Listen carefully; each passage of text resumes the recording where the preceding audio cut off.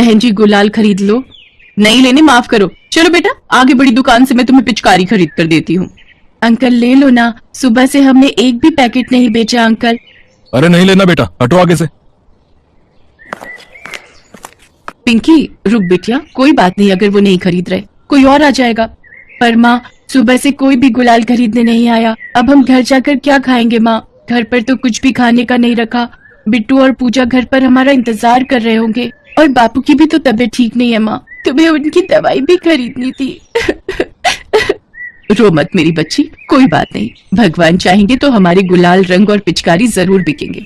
शांति एक गरीब औरत थी जो अपने पति और 3 बच्चों के साथ एक गरीब बस्ती में रहती थी। शांति का पति बीमार रहता था, इसलिए वो कोई काम नहीं कर पाता था। अपने 3 बच्चों का पेट पालने के लिए शांति कोई न कोई मजदूरी कर ही लेती थी।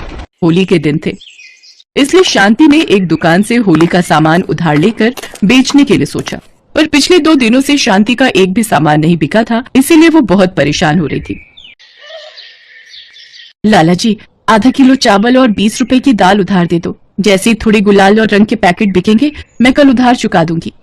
देख शांति, होली के दिन चल रहे हैं और तू तो जानती ही है महंगाई कितनी बढ़ गई है। अब तुझे उधार देने के चक्कर में जो पैसे दे रहे हैं उन ग्राहकों को तो नहीं छोड़ सकता ना। थोड़ी देर खड़ी रह, अभी दिमाग मत चाट। हाँ भैया, 1 किलो शक्कर, 2 किलो मैदा और बाकी जो सामान है सब आपका बांध रहा हूँ। शांति बहुत देर तक लाला की दुकान पर खड़ी रहती है। पिंकी भी बहुत थकी हुई थी, रात होने को थी, इसलिए वो पिंकी से बोली, पिंकी मुझे लगता है यहाँ समय लग जाएगा, एक काम कर, तू ये थैला पकड़ और घर पहुँच। अपने बाबू से कहना मैं सामान लेकर आ रही हूँ, ठीक है? कब तक यहाँ खड़ी रहेगी तू भी तो थक गई है। ठीक है माँ। पिंकी घर चली जाती है। कुछ देर बाद शांति घर लौटती है, पर उसके हाथ खाली थे। माँ, कितनी देर लगा दी आने में? माँ, बहुत भूख लगी है। क्या हुआ माँ, तुम सामान नहीं लाई? नहीं बिटिया, लाला ने सामान देने से मना कर दिया। शांति, काश तुम्हारी बात मानकर मैंने शराब जैसी बुरी चीज को छोड़ दिया होता तो आज मेरा शरीर खराब ना होता। ये सब मेरे कारण ही हो रहा है। शराब इंसान का सब कुछ खत्म कर देती है, उसे तबाह कर देती है। शांति अपने पति की बातों को सुनकर रोने लगती है, पर अब क्या हो सकता था, उसे तो मेहनत करनी ही थी।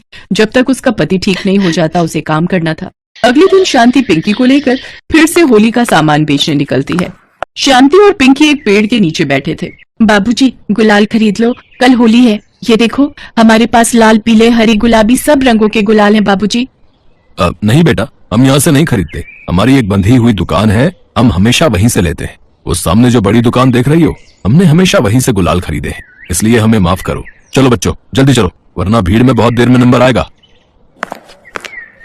माँ, हमसे तो कोई गुलाल और रंग खरीद ही नहीं रहा, सब उस बड़ी दुकान से ही खरीद रहे हैं। अब हम क्या करेंगे?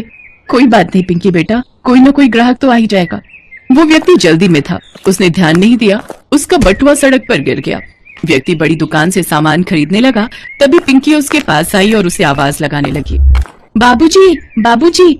क्या बात है? एक बार में समझ नहीं आता तुम लोगों को? जब मैंने कह दिया कि हमें गुलाल तुमसे नहीं खरीदने तो तुम यहाँ तक आ गई। बताओ अभी, चलो जाओ।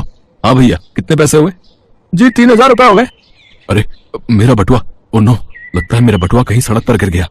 बाबूजी घबराओ नहीं, ये लो आपका बटुआ। वो आप सड़क पार कर रहे थे तो गिर गया था, इसीलिए मैं आपको ये बटुआ देने आई थी। ये लो बाबूजी। अच्छा मैं चलती हूँ, माँ मेरा इंतजार कर रही है। उस व्यक्ति की आंखें शर्म से झुक गईं। बिना सोचे समझे ही उसने पिंकी को कितना डांट दिया, पर आज पिंकी की ईमानदारी देखकर वह व्यक्ति बहुत लज्जित हो रहा था। वो अपने बच्चों के साथ पिंकी और शांति के पास पहुंचा। अब मुझे माफ कर दीजिए बहन जी, सॉरी बेटा, मैंने आपसे किस तरह से बात की, पर आपने तो मेरा कितना बड़ा नुकसान होने से बचा लिया। थैंक यू सो मच बेटा। पापा, मुझे ये वाला गुलाल और ये वाले गुब्बारे के पैकेट भी लेने हैं, और ये छोटी वाली पिचकारी भी। पापा, मुझे यही वाली छोटी पिचकारी भी, कितनी सुंदर है। पापा, इतनी बड़ी पिचकारी उठाकर मेरे हाथ थक जाते हैं, मुझे ये छोटी पिचकारी दिलवा दो, ये बंदूक वाली। पापा हाँ हाँ बच्चों, मैं तुम्हें सब कुछ खरीद कर दूंगा। बहन जी, ये जितनी भी पिचकारियां हैं और गुलाल के पैकेट आप सारे पैक कर दो। सारे पैकेट बाबूजी? आप हमारे गुलाल और रंग के सारे पैकेट खरीद लोगे? हाँ बेटा, तुम्हें तो कह रही थी कि तुमसे कोई भी नहीं खरीद रहा, इसलिए मैंने सोचा कि तुम्हारी ईमानदारी का इनाम भी तुम्हें मिलना चाहिए। तुम जैसी नेक और अच्छी बच्ची को सच्चाई और ईमानदारी का उपहार देना मेरा फर्ज है। ये लीजिए बहन जी, ये 5000 रुपए, ये तो इस सामान के। और क्या नाम है वैसे बेटिया तुम्हारा? बाबूजी, मेरा नाम पिंकी है। पिंकी बिटिया, ये मेरी तरफ से तुम्हारे लिए उपहार के कुछ रुपए, ये मैं तुम्हें अपनी खुशी से दे रहा हूँ, आशीर्वाद समझ कर रख लो, ठीक है? सचमुच पिंकी की ईमानदारी से वो व्यक्ति इतना खुश हुआ कि उसने 5,000 रुपए सामान के और 5,000 रुपए पिंकी को उपहार के दिए। होली के दिन शांति को इन रुपयों की बहुत जरूरत थी। शांति खुशी खुशी पिंकी के साथ घर जाती है। उस दिन वो अपने पति और बच्चों के लिए भरपेट भोजन भी बनाती है। होली के त्योहार पर वो कुछ मिठाइयां भी खरीदती है ताकि बच्चों के चेहरे पर खुशियां आ सके। शांति और उसका पति पिंकी, बिट्टू और पूजा तीनों बच्चों को बहुत प्यार करते हैं।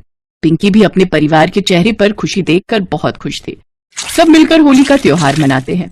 होली के बाद बचे हुए रुपयों से शांति एक सब्जी का ठेला लगाती है। शांति के पति रमेश ने भी सोच लिया था कि अब वो शराब को बिल्कुल हाथ नहीं लगाएगा और जैसे ही तबीयत ठीक होगी वो भी मेहनत मजदूरी करके अपने परिवार चलाएगा। कहते हैं जो मेहनती और ईमानदार स्वभाव के होते हैं, भगवान सदैव उनके साथ रहते हैं। हेलो दोस्तों, आपका हमारे चैनल स्टोरी प्लीज पर बहुत बहुत स्वागत है। इसी तरह की और इंटरेस्टिंग वीडियोस देखने के लिए हमारे चैनल को सब्सक्राइब करके बेल आइकन जरूर दबाएं। Thank you.